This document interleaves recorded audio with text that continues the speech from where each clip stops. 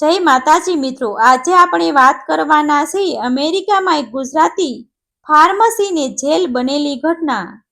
અમેરિકાના ટેક્સાસ રાજ્યના એક વ્યસ્ત શહેરમાં રહેતો ગુજરાતના મહેસાણા જિલ્લાના નાનકડા ગામનો રહેવાસી હર્ષદ પટેલ આજે આખા ગુજરાતી સમાજમાં એક સફળ ફાર્મસી માલિક તરીકે ઓળખાતો હતો।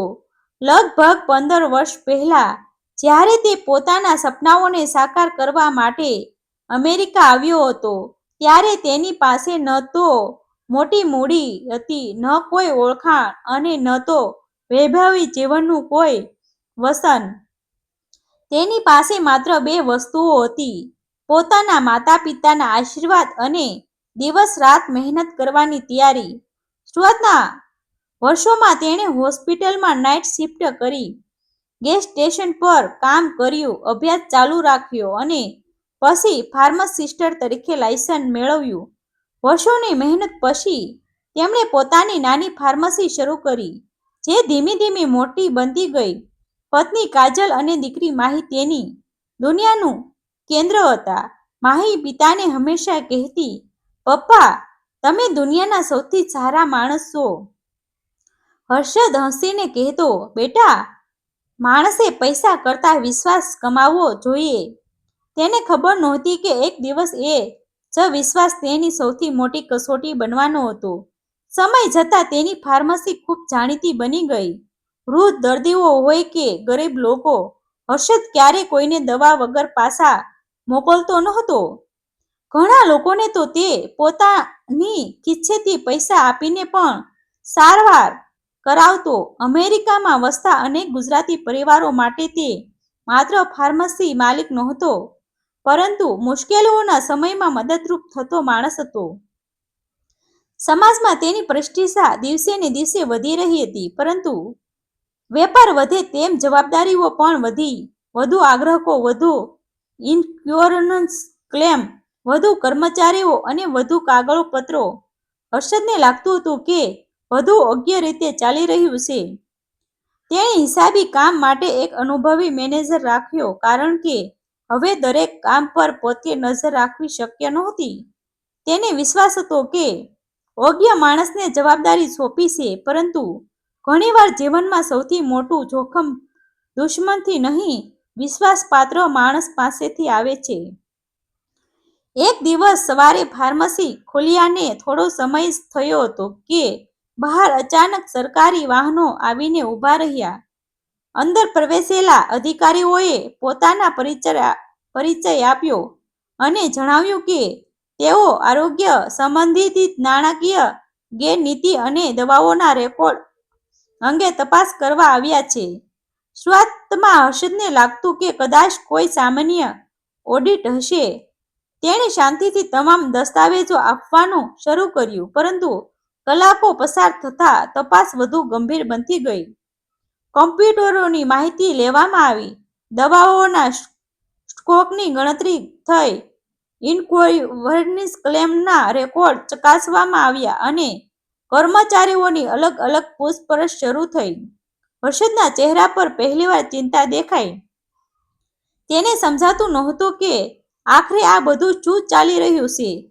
સાંજે અધિકારીઓએ જણાવ્યું કે છેલ્લા ઘણા મહિનાથી કેટલીક શંકાસ્પદ ક્લેમ અને દવાઓના બિલ અંગે તપાસ ચાલી રહી હતી અને પ્રાથમિક પુરાવાનો ગંભીર છે। હર્ષદના પગ નીચેની જમીન સરકી ગઈ। તે રાત્રે ઘરે પહોંચ્યો ત્યારે કાજલે પહેલી જ નજરે સમજી લીધું કે કંઈક મોટું બન્યું છે। હર્ષદે આખી ઘટના કહી।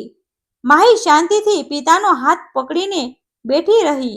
ઘરમાં પહેલીવાર તેવો સન્નાટો હતો કે ઘડિયાળનો અવાજ પણ ભારે લાગતો હતો।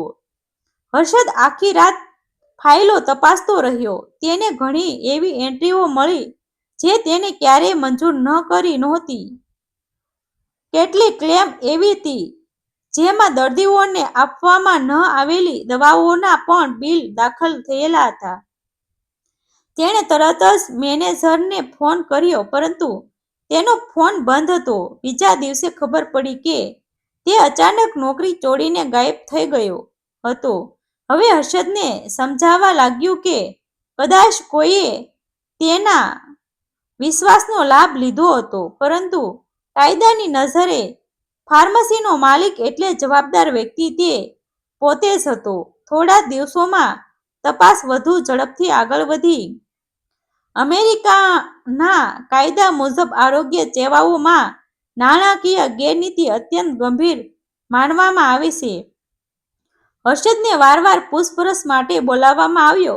દરેક વખતે તે એક જ વાત કહેતો હતો કે તેણે ક્યારેય કોઈ છેતરપિંડી કરવાનો ઈરાદો રાખ્યો નહોતો, અને જો ગેરરીતિ થઈ હોય તો તે તેની જાણ બહાર થઈ હતી. છતાં તપાસકર્તાઓ પુરાવાઓ એકત્ર કરી રહ્યા હતા. સમાચાર ધીમે ધીમે સ્થાનિક ગુજરાતી સમાજમાં ફેલાવા લાગ્યા. કેટલાક લોકો તેને નિર્દોષ માનતા હતા, જ્યારે કેટલાક તપાસ પૂરી થાય તે પહેલા જ તેને દોષિત ઠેરવવાનું શરૂ કરી દીધું. વર્ષો સુધી કમાયેલી પ્રતિષ્ઠા જાણે પળોમાં પ્રશ્નચિહ્ન હેઠળ આવી ગઈ હતી. હર્ષદ માટે સૌથી મોટું દુઃખ એ નહોતું કે લોકો શું બોલે છે, પરંતુ એ હતું કે તેની નાની દીકરી માહીને શાળામાં બીજા લોકોના પ્રશ્નોના જવાબ આપવા પડતા હતા. એક સવારે જ્યારે હર્ષદ ફાર્મસી પહોંચ્યો, ત્યારે તપાસ અધિકારીઓ ફરી આવ્યા. આ વખતે તેની પાસે કોર્ટનો આદેશ હતો. દસ્તાવેજો જપ્ત થયા અને અંતે હર્ષદને સત્તાવાર રીતે કસ્ટડીમાં લેવામાં આવ્યો. ફાર્મસીની બહાર ઊભેલા લોકો આશ્ચર્યથી આ દ્રશ્ય જોઈ રહ્યા હતા. હર્ષદે પાછળ વળી પોતાની દુકાન તરફ જોયું. વર્ષોથી મહેનત, સપનાઓ અને વિશ્વાસથી ઊભું કરેલું એ સ્થાન આજે બંધ થતું જોઈ તેની આંખોમાં આંસુ આવી ગયા. તેને માત્ર એક જ ચિંતા હતી, કાજલ અને માહી આ આઘાત કેવી રીતે સહન કરશે. પોલીસની ગાડી આગળ વધી રહી હતી અને હર્ષદના મનમાં માત્ર એક જ પ્રાર્થના હતી, હે ભગવાન, જો મેં કોઈ જાણતા ગુનો ન કર્યો હોય તો એક દિવસ સત્યને જરૂર પ્રકાશમાં લાવજો. હર્ષદ પટેલની ધરપકડના સમાચાર થોડા જ કલાકોમાં સમગ્ર ગુજરાતી સમાજમાં ફેલાઈ ગયા. વર્ષો સુધી લોકો જેને ઈમાનદારીનું પ્રતીક માનતા હતા, આજે એ જ માણસને હાથકડીમાં જોઈને અનેક લોકો વિશ્વાસ કરી શકતા નહોતા. બીજી તરફ કેટલાક લોકોએ તપાસ પૂર્ણ થાય તે પહેલા જ પોતપોતાના નિર્ણય આપી દીધા. કાજલ માટે આ સમય સૌથી કઠિન હતો. ઘરની બહાર નીકળેલી તો લોકોની નજરો ફોન ઉપાડે તો સવાલો, અને સૌથી વધુ દુઃખ ત્યારે થતું જ્યારે નાની માહી પૂછતી, મમ્મી પપ્પા ખરાબ માણસ છે? કાજલ દરેક વખતે દીકરીને ભેટી પડતી અને કહેતી, ના બેટા, સત્યને સમય લાગે છે, પણ સત્ય હારે નહીં. જેલમાં બેઠેલા હર્ષદને સૌથી વધુ ચિંતા પોતાની પ્રતિષ્ઠાની નહોતી, પરંતુ પોતાના પરિવારની હતી. તેણે વકીલને એક જ વાત કહી હતી કે જો હું દોષિત હોઉં તો સજા સ્વીકારી લઈશ, પરંતુ જો કોઈએ મારા વિશ્વાસનો ગેરલાભ લીધો હોય તો સાચું બહાર આવવું જ જોઈએ. આગામી અઠવાડિયાઓમાં કોર્ટમાં કાર્યવાહી શરૂ થઈ. તપાસ દરમિયાન ડિજિટલ રેકોર્ડ, કમ્પ્યુટર લોગ અને નાણાકીય વ્યવહારોની વિગતવાર તપાસ થઈ. ધીમે ધીમે એક જ મહત્વની વાત સામે આવવા લાગી. અનેક શંકાસ્પદ ક્લેમ એવા સમયગાળામાં દાખલ થયા હતા જ્યારે હર્ષદ શહેરની બહાર કોન્ફરન્સમાં હતો અથવા ફાર્મસીમાં હાજર જ નહોતો. કમ્પ્યુટરની પ્રવેશ નોંધમાં પણ કેટલાક લોગિંગ એવા કર્મચારીઓના એકાઉન્ટથી થયા હતા જેમને વિશેષ સત્તાવાર આપવામાં આવી હતી. કોર્ટમાં રજૂ થયેલા પુરાવાઓએ તપાસને નવી દિશા આપી. ત્યારબાદ અગાઉનો મેનેજર જે અચાનક નોકરી છોડીને ગાયબ થયો હતો, તેની શોધખોળ તેજ કરવામાં આવી.